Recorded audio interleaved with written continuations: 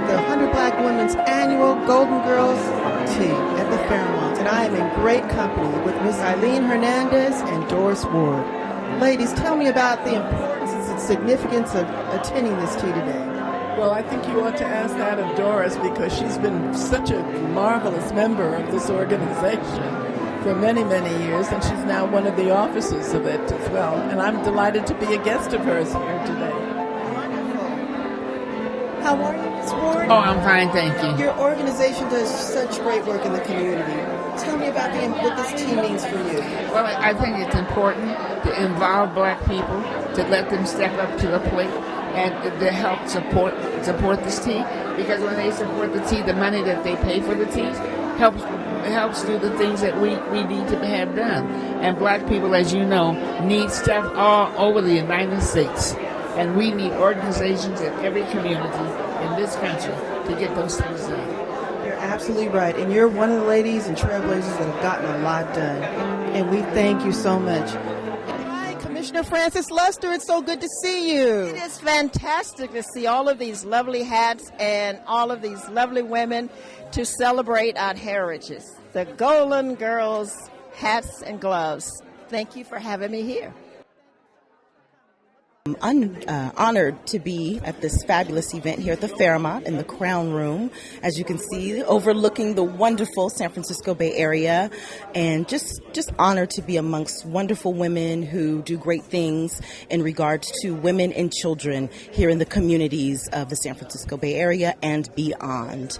State Senator Leno and Supervisor Wiener, it's so great to have you both here. Tell me about your support here of the 100 Black Women's Tea. Well, I come every year. I'm a big fan of gloves and hats, and of course all the very important advocacy work that the National Coalition of 100 Black Women do on a regular basis, supporting not only the professional women, 6,000 members now in 60 chapters across the country, but really as a national voice for African American women across the country. And they do such a great job, and a progressive group of women who promote issues of social justice and economic justice. It's so appropriate to have you here because you're an advocate for the community. Those are the same things that Supervisor Wiener and I fight for in our legislative work, so it's good to be among coalition partners. Absolutely. And Supervisor Wiener, this luncheon takes place in the midst of Women's History Month, kicking it off. What are your thoughts there and your advocacy as well? I think it's so important to have civic organizations like the National Coalition who are really working in the community with government and making sure that we're addressing some of the real needs in our community. And, sometimes people assume that government can do it all, and we know that that's not true. And without civic organizations working in the community, change doesn't happen. It's a partnership, isn't it? Absolutely. We have to all work together and move our community forward.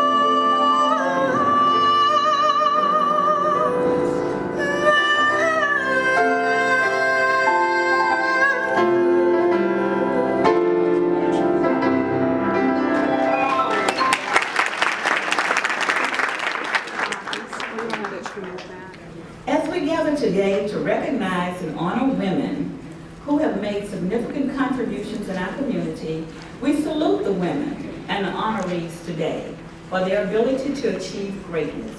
Thank you all for coming out today, and I want to introduce the person that will introduce our MC, and that's Tamika Chenier.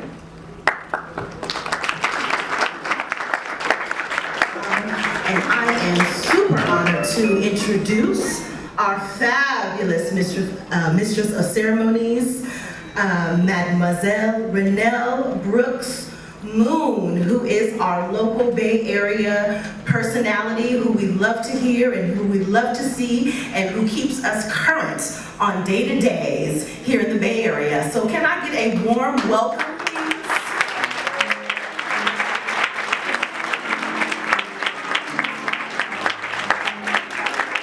Thank you. Since 1997, Renel has been the morning show host on 98.1 KISS FM. In 2000, Renel was honored to be named public address announcer for the San Francisco Giants. Uh-oh. Can I get a hand? The first African-American in Major League Baseball history to serve as PA announcer. Her scorecard from Game 3 of the 2002 World Series Giants versus Angels is enshrined in the Major League Baseball Hall of Fame in Cooperstown, recognizing her as the first woman and first African American to announce a professional sports championship of any kind. In 2008, Renel returned to Mills College to receive an honorary doctorate of arts and literature. Renel is a founding member of the Friends of Faith, very dear to my heart also, a nonprofit organization. Ladies and gentlemen, I'm pleased to welcome you, host of 98.1 KISS FM and your San Francisco Giants announcer, Dr. Renel Brooks Moon.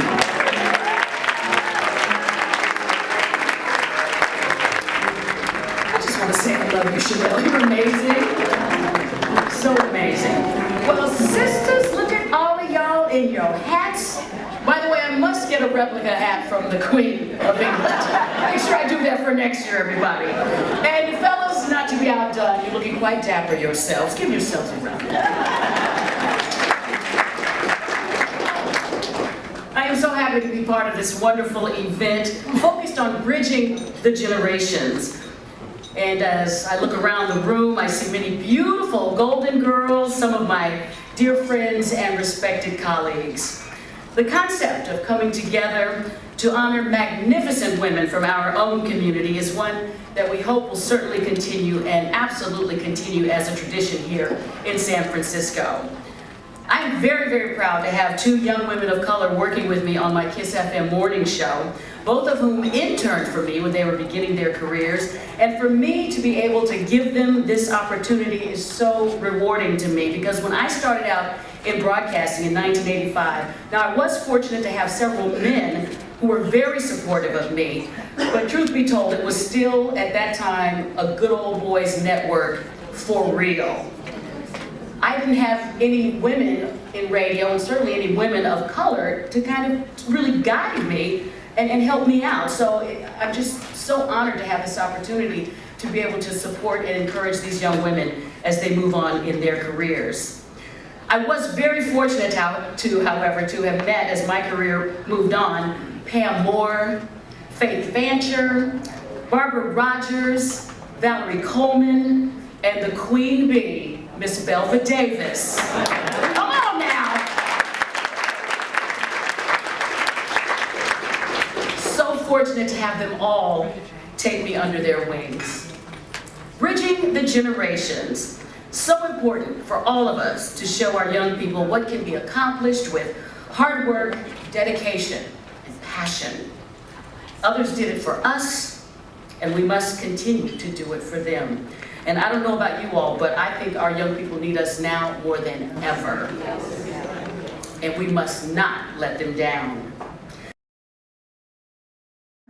British Airways is leading the world in serving afternoon tea on their long leg trips. So as recently as influenced by Dorchester, around 3 o'clock, when they're fainting and want a little pick-me-up, they're serving afternoon tea on their flights. All I can say is, like with any great trend, I guarantee if you take any other trip in the next few years on an airline, Mexico, Central America, and even the Caribbean, both the lesser and the greater Antilles, but nevertheless, tea is gaining popularity throughout the world. So since 2010, tea again is gaining popularity. We have drunk 6.8 gallons less soft drinks than in previous years. And so that is a really major thing. That was 2010. I'd like to think in 2013 we're even another 6% lower, so we're really doing good. 6, interestingly enough, the trend is among young people, maybe you have college students going through college, more of them drink tea than coffee these days. That, I thought, was an unprecedented statistic and trend. And the reason is that they're really recognizing the health benefits of tea. And if you think about it, it's about $1 less at Starbucks than a cup of coffee. So I think when they're on tight budgets, this is definitely a great trend. I would say now, whether you're in the air or on the ground, you can enjoy a great cup of coffee and a lovely afternoon tea as we're experiencing here today. So thanks a lot for allowing me this quick little 5-10 minute talk. Thanks. Miss Syndi.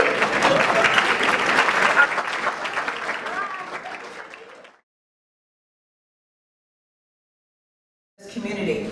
But one of the things I wanted to do was to also recognize some legends that we have here, because this is Women History Month, and I wanted to give a lot of respect to the Honorable Doris Ward, who's been very inspiring for all the things that she does and has continued, because she's helped pave the way for a lot of us, and as well as Eileen Berendez.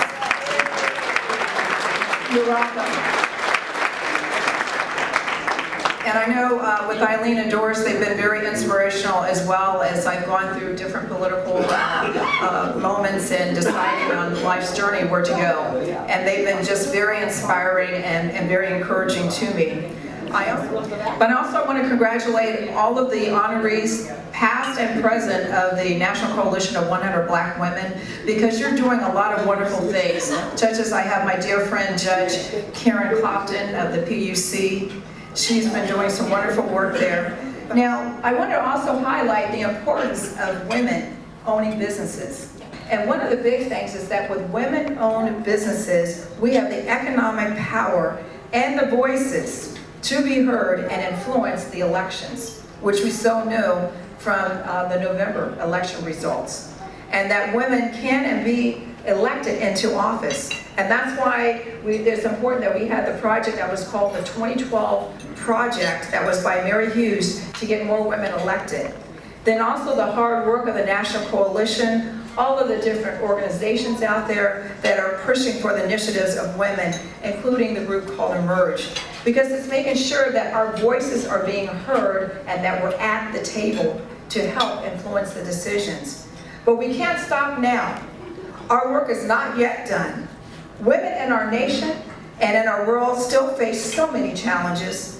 This Women's History Month, we must recommit ourselves to the struggle for true equality and opportunities.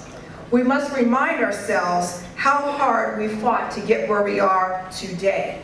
But it is our responsibility to carry on the legacy of those before us. And that is our great honor, to pave the way for those that still have to come. And that's why I'm running for California State Assembly in District 8025 in 2014. It's to help advance the causes of women so we have a voice at the state level. I want to thank you so much for this honor. I want to also mention that, we cannot do everything by ourselves. And in a quote from President Kennedy, it comes to mind, no matter how talented an individual may be, no matter how much energy he or she may possess, regardless of how much integrity and honesty he or she may have. If that person is alone, they accomplish very little. Together, we can make a difference in our community now and in the future. I look forward to working with each and every one of you. God bless you all, and thank you so much for today.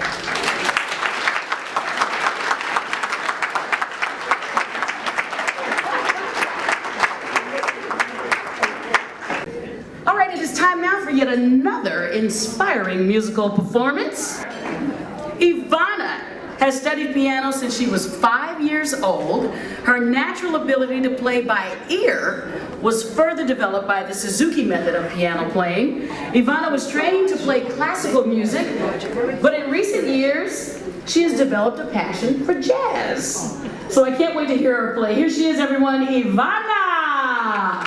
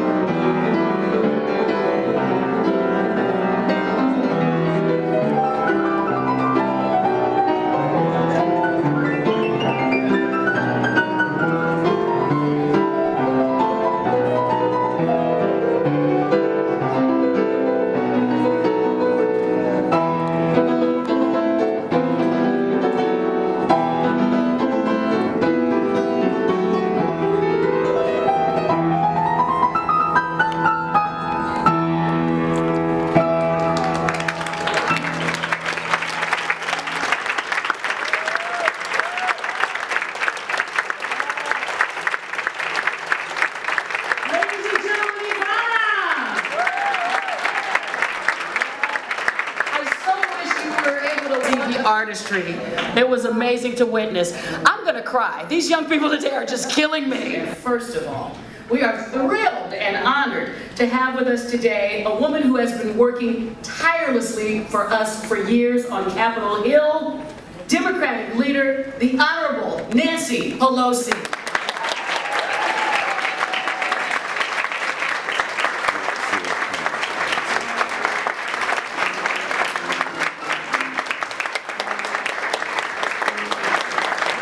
Good afternoon, everyone. Thank you for the honor to be with you today. Thank you so much, all of you in this room, for your leadership. Renel, we're also proud of you. You talked about bridging generations. There's lots of bridging going on here today, and I want to speak about some of it. I'm so pleased to be here with State Senator Mark Leno, who is with us, and Scott Wiener, our supervisor from San Francisco. This has been quite a week, and so appropriate that we should gather here today, just as Black History Month is ending and Women's History Month is beginning. March is Women's History Month, and so here we are. When Renel was talking about how beautiful everybody looked, I was thinking, it just took me back to the fact that we're observing this year the 150th anniversary of the Emancipation Proclamation. And I say that because we all gathered at the archives, the National Archives, on New Year's Eve, and there was presentations of families before emancipation and after emancipation. And when the bell rang, they had Harriet Tubman. It wasn't. She didn't actually do that at that time, but they had an enactment of Harriet Tubman ringing the bell. And why I mention it, why it relates to what we're doing here today, is this following. 2 years later, when Abraham Lincoln was inaugurated for a second term, it was the first time that African Americans, black people, whatever they were called at the time, attended the inauguration as a free people. You know, there would be some people there who were assistants or this or that, you know what I mean by that. And so the man who wrote the book about Lincoln's greatest speech, Lincoln's second inaugural, he makes the point in there that it rained for days before Lincoln, and even that morning and off and on, could he go outside, would the sun come out, all of that. But the white folk who attended the inauguration came in their foul weather gear. The streets were dirt to begin with, there were mud in the rain, and they were not going to mess up their good clothes. But the blacks coming for the first time as free people, as en masse, to the inauguration of Abraham Lincoln, they came in their Sunday finest, in their Sunday finery, and it's always been the same.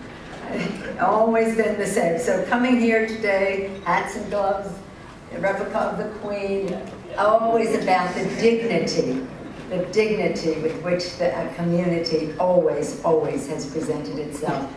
For time, they had Sunday respected, so that could be respected for Lincoln. That's one connection.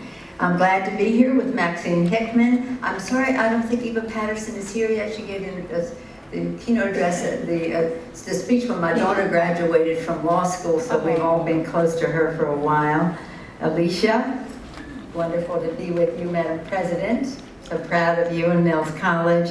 And Teresa Cox, the keynote speaker today. So I'll go around the room and talk about so many of you. Renel mentioned Belva Davis, and again, another bridge. Earlier this week, this has been quite a week. Earlier this week, we dedicated a statue in the capital of the United States to Rosa Parks.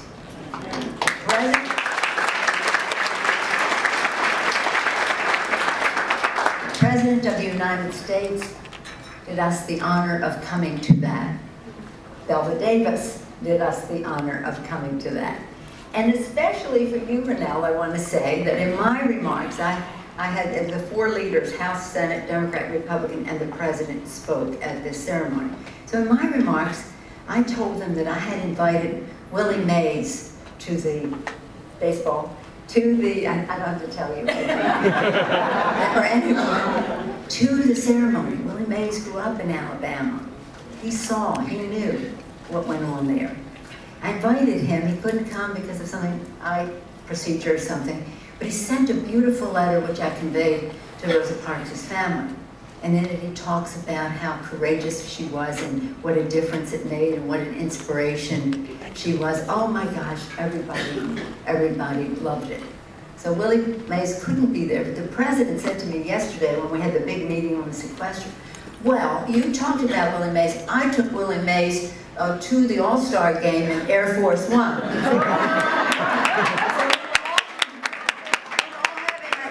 He's fine, it's just something about his eyes. I said, I know, Mr. President, I didn't go into that. And Harry Reid, who was sitting next to the President, said, during your speech, the President told me that about the All-Star game. In any event, all roads come through here one way or another, and we're all very proud of it. Amos Brown was there, Belva Davis was there, Leona Bridges was there, the president of University of San Francisco. We had a great San Francisco representation in any event. What also happened earlier that morning, oh, by the way, shamelessly and immodestly, I told them that I spoke at Rosa Parks' funeral. And when I spoke at her funeral, I got a standing ovation because I told them that we are passing legislation to establish a statue of Rosa Parks in the Capitol. Jesse Jackson Jr. and John Kerry were the two authors of the bill, but I promised them as leader that I was going to get that bill through. Now, she died. This funeral was November 2nd. November 2nd. By December 1st, the bill was on President Bush's desk, and he signed it exactly 50 years to the day that Rosa Parks refused to give up her seat on the bus. She was orchestrating even the timing. She died in time to have a funeral that lasted 7 hours, so that we could go back to work and pass a bill that would be signed 50 years to the day. It was perfect, perfect timing. But anyway, earlier that morning, many of us were on the steps of the Supreme Court, because inside that court, they were taking up a bill they should not, a law that they should never have been taking up, was to review the Voting Rights Act. I took special interest in that because the most recent Voting Rights Act was written in my office with John Lewis and Mel Watt and other members of our Congressional Black Caucus. It was a strong protection for our democracy, And you should have seen the crowds out there, and every reverend and all the preachers and all the members of Congress and all the rest out there on behalf of liberty and justice for all. And so that was quite a day. Not over yet.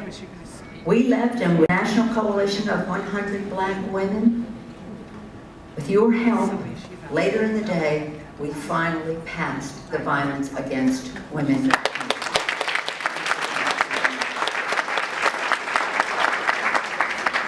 Just a couple days before, Dr. Alice Howard, your national president, was with me at a press conference where we were pushing for it. Some of you came to Washington in September when we all promised that we would get this done. There were some, shall we say, not to get political, but on the other side, who did not want to bring this bill up. But because of you and the outside mobilization, the insistence, it happened. Now, one day, voting rights in the Supreme Court, Rosa Parks, I can't wait to come back and see her statue in the Capitol of the United States. She joined Sojourner Truth, which I was happy to put into the Capitol. And of course, in any event, that's just some of the connections that we have to talk about. We have important work to do as we go forward. This week, as you know, yesterday we met with the president to talk about the sequester. You know, what does that mean? What does that word mean? That means unemployment, and it means worse for women. Worse for women, and worse for women of color. So this is not a good thing. So the fights that we are having are the same missions that you are on.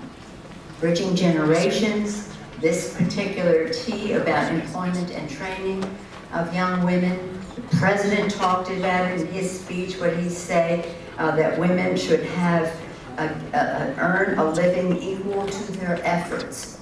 In the State of the Union, he talked about it in his inaugural address as well. But enough of this incremental. We're here, we want the full recognition. Tomorrow, this is quite a week, I mean, tomorrow 2 things will happen. In Selma, Alabama, John Lewis will be leading a march. Not quite 50 years, but a long time since that march. But at that same time in Washington, we will be observing the 100th anniversary of the Women's March for the Vote in Washington, D.C. The Women's March for the Vote. And one of the banners, I did not know this until this 100th anniversary, one of the banners that they carried, my friend, said, good enough to have your babies, good enough to have the vote. So in any event, we've come a long way, but we still have a long way to go. And I believe that the key to the next success, to unleash the full power and contribution of women, will be affordable child care for all of America's families, for all of America's families. This has been a major obstacle. We have passed health, the president called for the passage of the Paycheck Fairness Act, and we're on a path to try to get that done. We need work because there is opposition. We passed the Ledbetter and what that means to women having the right to equal pay. We passed a health care bill where no longer will be a woman be a pre-existing medical condition and you have to pay more because you're a woman. But we do have a missing link in all of that, in my view, that is the link of child care, affordable, quality child care for all Americans. We want sick leave, we want paid sick leave, we want family medical leave, paid family medical leave, we want all of these kinds of things. And then we will have a more perfect union. We will have everyone contributing, whether it's at home, in the workplace, in school.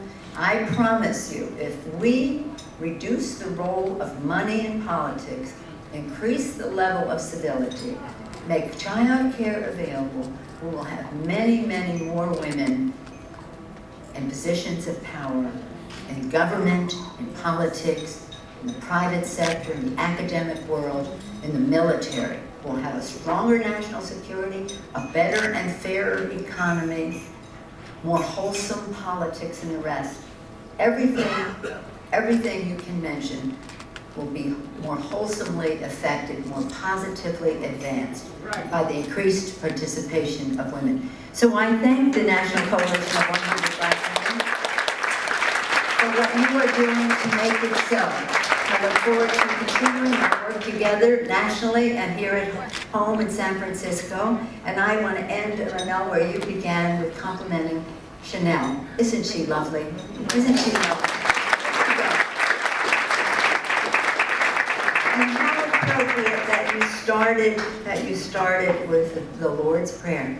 That's the prayer that Christ himself taught us.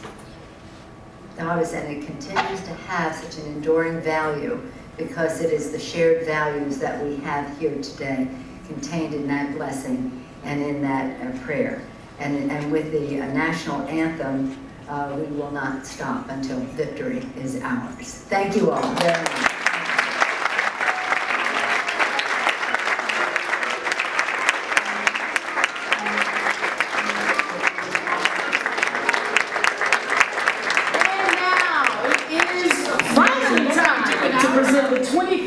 Awards. Can I just say first of all how excited I am to see so many of my friends today receiving much deserved recognition for what they do.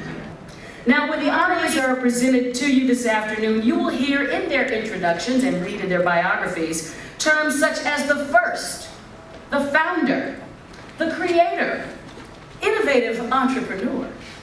All of these deserving honorees have accomplished so much in their lives and in their careers, overcoming numerous obstacles that many of us can't even imagine, and they all share a true passion for what they do.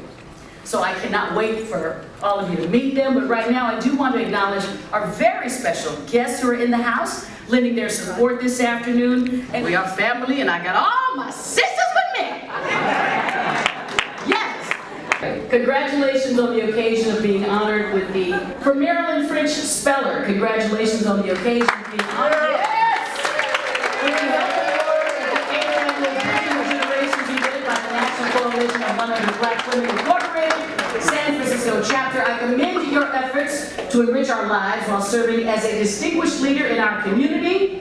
It is through the dedication and determination of individuals such as you that the future becomes brighter for all of us. Congratulations and thank you for all that you do. Senator, the 11th District, State of California, Mark Leno. All right.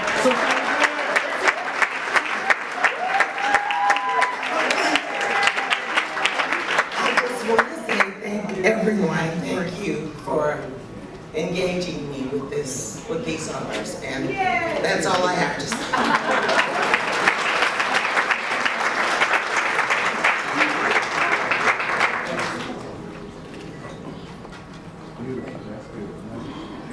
The Leadership Award goes to my good friend Naomi Kelly. In January 2012, Naomi Maria Kelly was appointed by Mayor Ed Lee to serve a 5-year term as City Administrator for the City and County of San Francisco. As City Administrator, Naomi oversees the city's General Service Agency, consisting of 20 departments, divisions, and programs. The General Services Agency has an annual budget of over $450 million and approximately 2,100 employees. In this capacity, Naomi's objective is to ensure responsible fiscal management and accountability to those who pay taxes. Naomi is the first woman and the first African American to serve in this position. She regrets that she is unable to join us today. Accepting the award on her behalf, let's welcome the Honorable Karen Clopton. Karen?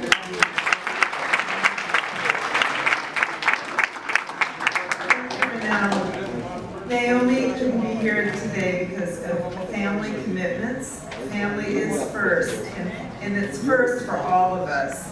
Thank the National Coalition of 100 Black Women, and Madam President, thank you so much.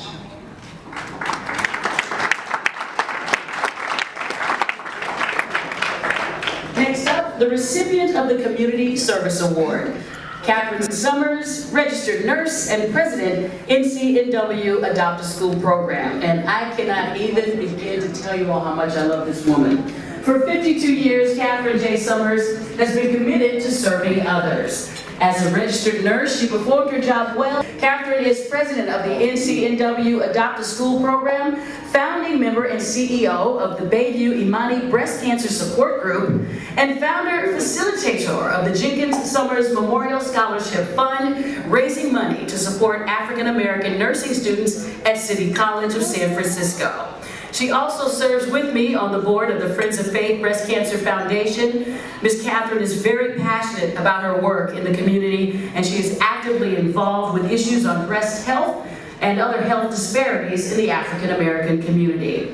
Ms. Catherine is my neighbor, and she's my second mommy, so please join me in congratulating this year's Community Service Award winner, Catherine J. Summers.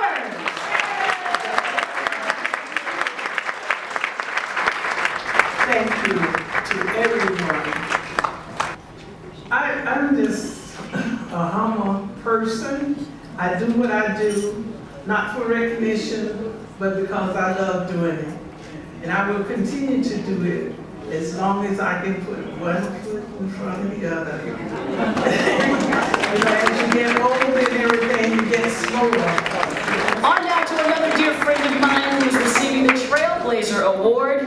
She is the multi-talented Janice Edwards, award-winning talk show host, producer, media coach, published author, and acclaimed contributor to community empowerment through her media work. Janice is the host and executive producer of Bay Area Vista, airing on ION TV Thursday mornings at 6 a.m. in both the Bay Area and Sacramento, on Korea TV Sundays at 4 p.m. Janice is also host and co-exec producer of the show she named Signature Silicon Valley, which airs Tuesdays at 7 on Korea TV's Silicon Valley channel. Janice's career in broadcasting began in Atlanta, Georgia, y'all. As co-host of a teen radio talk show, she continued to work in radio and to write for Spanish and English newspapers as an undergraduate at Harvard University and a graduate student at UC Berkeley School of Journalism. Before graduating cum laude from Harvard, she studied in Spain. She has been the recipient of numerous professional and civic awards. She is a founding member of the Friends of Faith Breast Cancer Foundation and my media sister friend for over 20 years. We have been fighting the good fight together for a long time. I am so proud of Janice and so blessed to know her and have her in my life. She is so gifted and so amazing. Ladies and gentlemen, your 2013 Trailblazer Award winner, the Super Bad, Janice Edwards.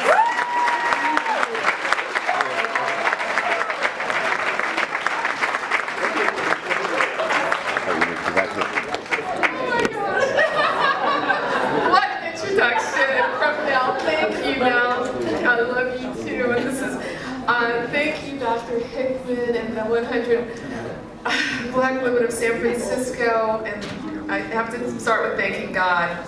You know, I have a couple of words to say, and I promise you I'll be brief, but I have to tell you, and I think some of you will understand.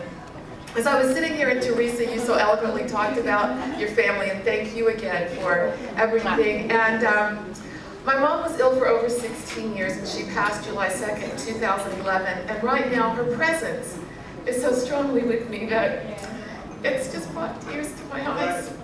And I feel so blessed. So I just want to say that I dedicate this to her, Dr. Charlie B. Thompson Edwards, from Atlanta, Georgia. That's right. Who taught with Dr. King's sister at Morehouse College, and to my dad, Attorney John Latimer Edwards, who was a Morehouse man. and married by Dr. Benjamin E. Mays, and he encouraged me to do what I love to do. He was an attorney for many years, and just before, about 7 years before he passed, he gave that up to teach. And he said, do what you love to do, even if you don't get paid for it. Now, I didn't know there were such jobs in television. I unfortunately found them along the way, but I've also been so extremely blessed. So I want to dedicate it to them, and I just want to say, The Education Award goes to Alicia DeCudro. Alicia began her tenure as 13th president of Mills College on July 1st, 2011. Born in Chicago, Illinois, she received a Bachelor of Arts degree in English and Political Science from Wellesley College in 1976, and a Doctor of Law degree from the Indiana University School of Law at Bloomington in 1978. And while she was doing that, I was studying at Mills College, never knowing that our paths would one day come full circle. She has served in a variety of important executive leadership roles over the span of the past 3 decades. This year's Education Award winner, Her Royal Highness, Madam President, the phenomenal Alicia A. DeCudro.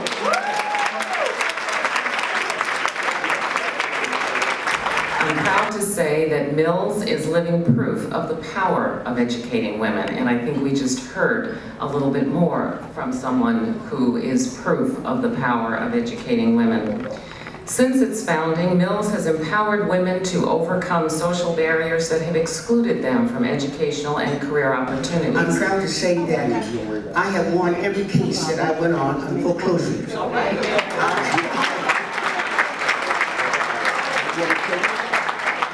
In fact, I, at Table 17, can support my practice. I thank you so very much.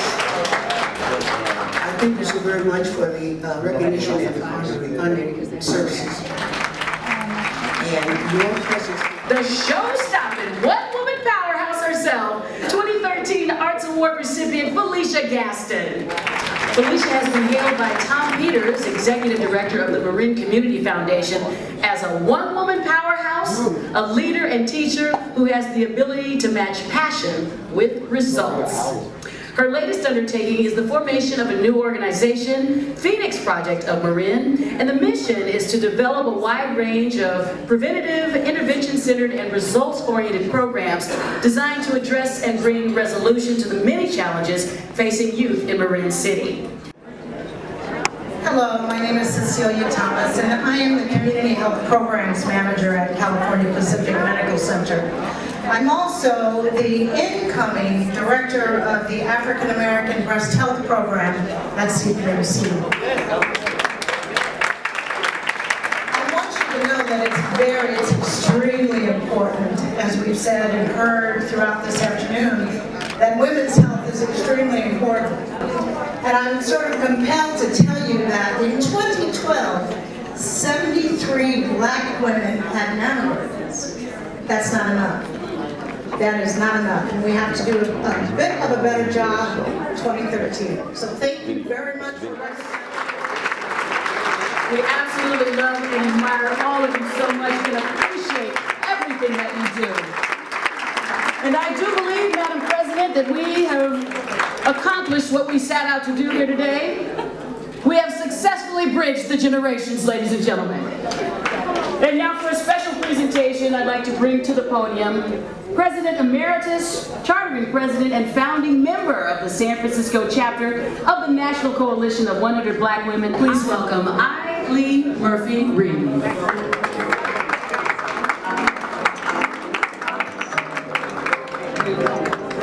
Good afternoon, ladies and gentlemen.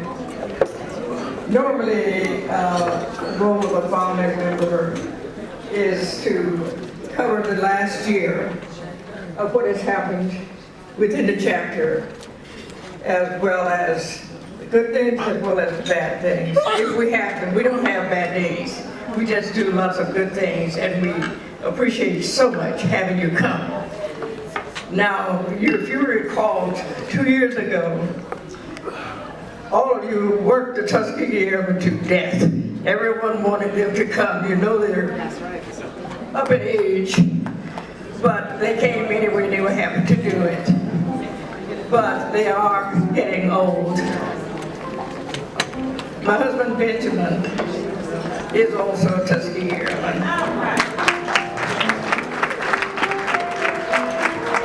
And if some of you recall, I was up there promising, showing pictures of the red tails and Tuskegee Field. A picture they did not have. So, as is usually true to me, I'll get you one, and I'll make sure you receive it. Well, of course, your word is your bond.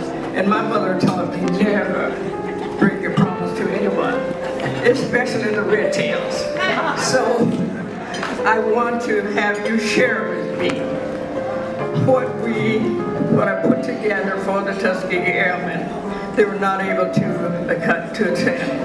And though very ill because he had a cerebral cranial hemorrhage, then I asked him I just brought him up with me as a Tuskegee Airman to take it in their name. So if you will, that is museum framed. And if you don't allow anyone to break the back of it or do anything, it will last a lifetime.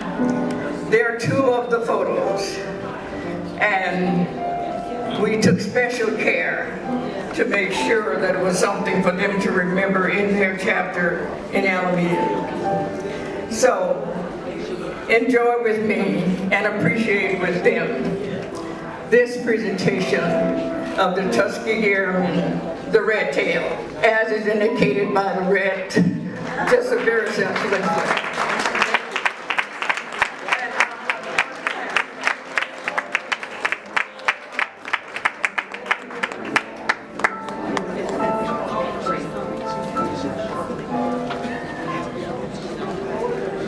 So I asked President Nancy Pelosi and my son Benjamin to share this moment with us, and I appreciate your attendance and your patience. Thank you.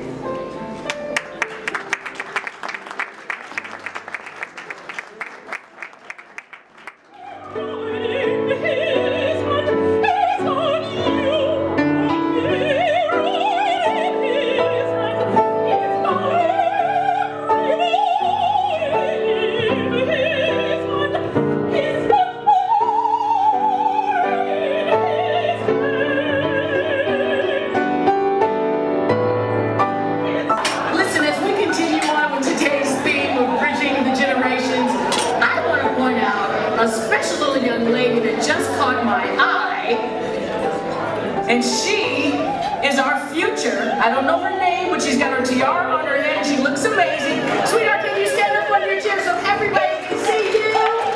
Look at you!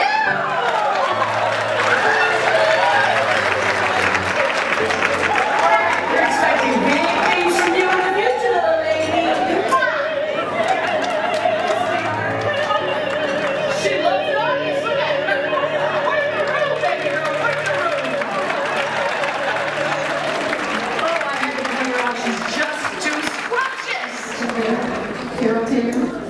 Cecilia Thomas, California Pacific Medical Center, is one of our sponsors. Cecilia, let's give Cecilia a hand. We have Reverend Dr. Alfred Ray Gentle, pastor of the Cosmopolitan Baptist Church. I might add that Cosmopolitan Baptist Church and California Pacific Medical Center are two of our sponsors for this year. California Pacific has been a sponsor for us from the very beginning, so this is their 8th year. We have ladies from the National Council of Negro Women. If you could please raise your hand. Thank you very much. We have board members from the South Market Health Center. I give special thanks and recognition to our Mistress of Ceremonies, Renel Brooks Moon, all honorees, city officials, program participants, program committee, and all NCBW members for whatever role you played, and for all of you that are in attendance today. What you are doing here today will help to make this day one that remains indelibly etched in our hearts and minds as unforgettable. Our San Francisco chapter continues supporting breast cancer awareness and breast health education, HIV/AIDS education, and financial literacy programs, which assist emancipating the youth of San Francisco. To our many sponsors and community partners, thank you. All of us together can get the job done and make the difference not only in our community and society, but in the world. Thank you.